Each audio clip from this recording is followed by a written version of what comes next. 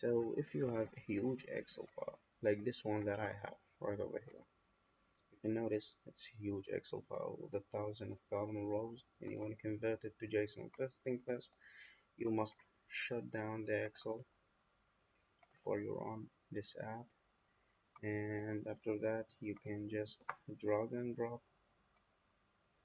the Excel file into this spot, and just wait a second before it's converted because it's too heavy file. If you're trying to convert this one inside like Google Chrome, it will crash.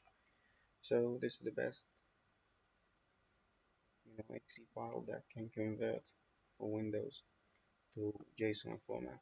As you can notice, it's convert all the column rows, and now you can just say them like converted.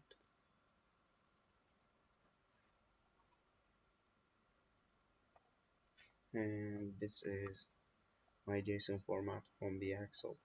I will let this app link down below on the description. Thank you for watching.